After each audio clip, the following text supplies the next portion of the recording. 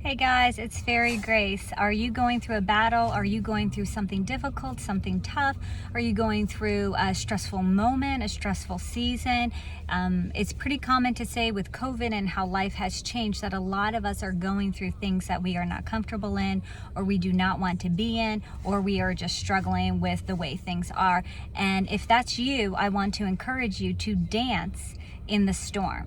See, some people say dance in the rain. That's not bad. Like, most people can dance in the rain, especially if, like me, I lived in Virginia Beach for a long time. When it rained as kids, we would be outside.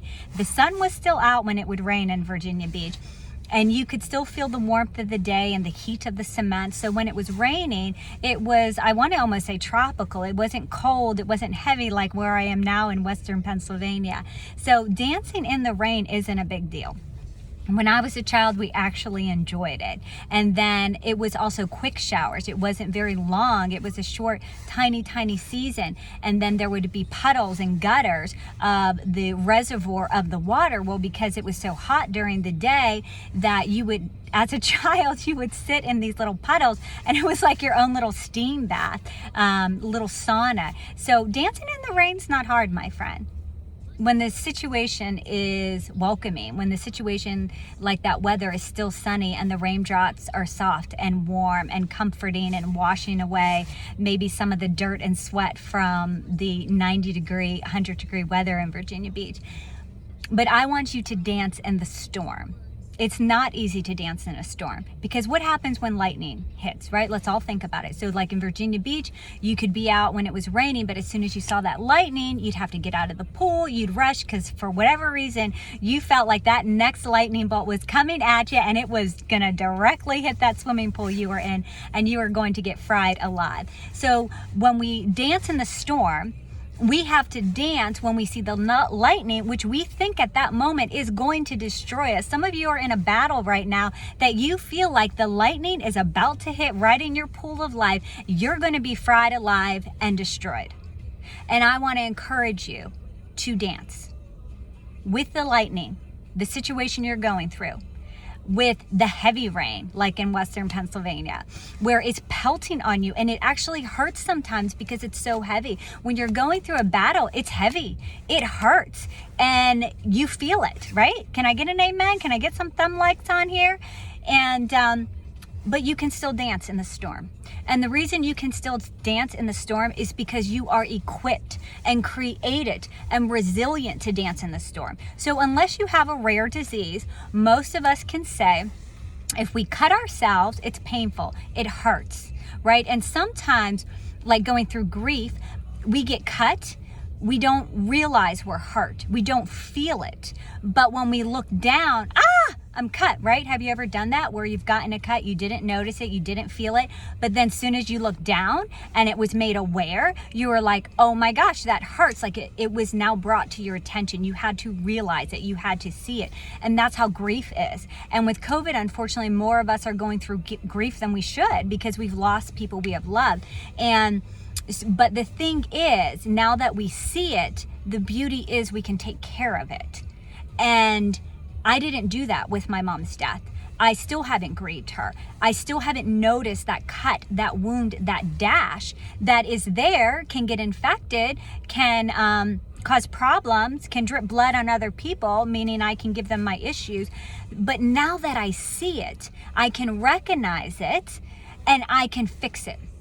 I can get Neosporin or ointment that's going to kill anything that is going to cause a problem in the grief, in the cut, so to speak. And then I can get a Band-Aid. If you're like our youngest son, he puts Band-Aids everywhere. It doesn't have to be a cut. He's like, little boo-boo, little ouchie, I need a Band-Aid. And then he wants to pick out the character. And that's just what kids do.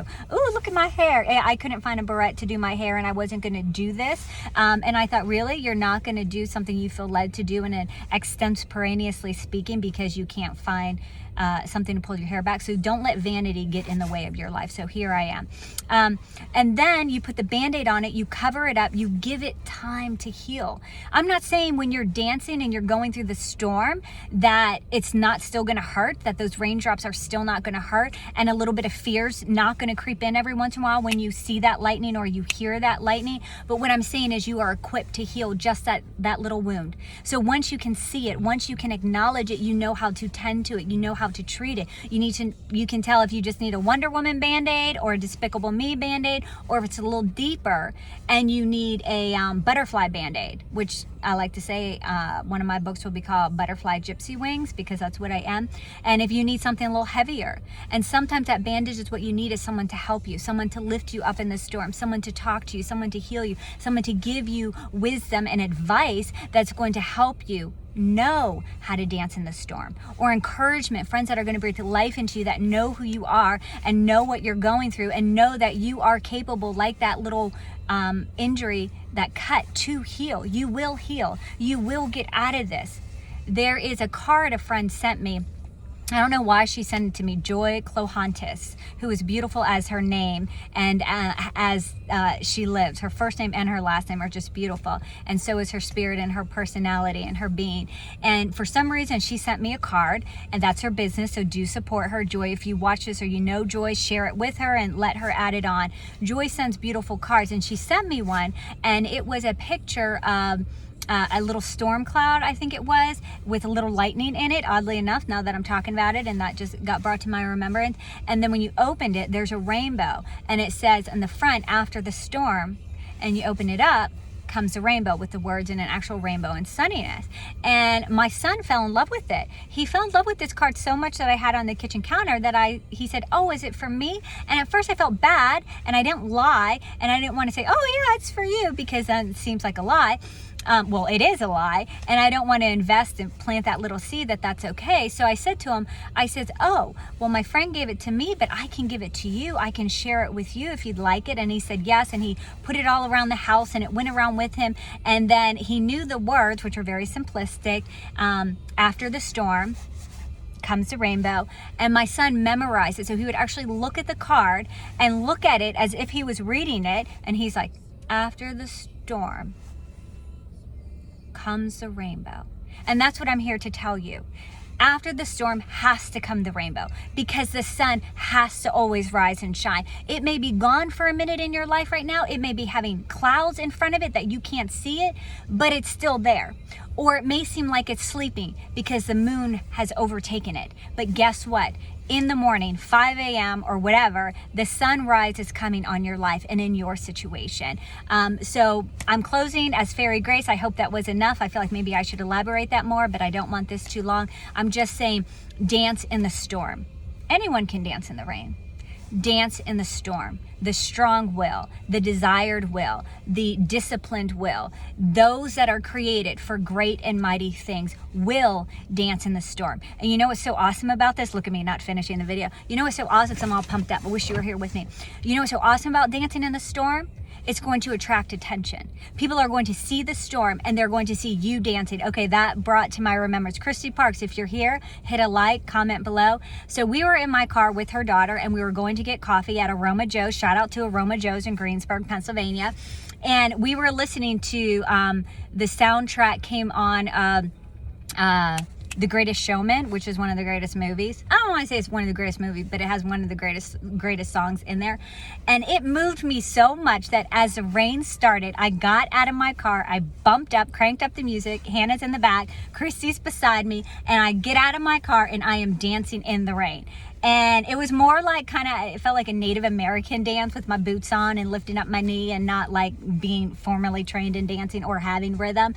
And we were howling so bad, but I was feeling it, and cars were honking and stopping by. Now, yes, some people were like crazy. That's okay. No one has to understand your inspiration and your calling and your purpose in life. And that's for somebody else right there. And some people were honking because they were inspired by it, right? Like when I see runners go by, I'm inspired by them. when people walk their dog, I'm inspired by them. It gives me the gumption to say, yes, I'm going to get out. And yes, I'm inspired. You're taking care of your dog so well, and you're taking care of yourself so well, and you're outside, right? Not on an electronic device. But I don't also want to be that runner that's running down the street. I'm inspired by you to go do my own type of exercise and stuff, but I'm not inspired to run. I forgot where I was going with that. But the fact of the matter is, when people see you, what you're doing in the positive light with the right motive and the right heart and the sincerity and being organic, you will inspire them. You will give someone else to have the courage you have to dance in the storm. I'm Faerie Grace. I'm looking at your feet. Are they moving?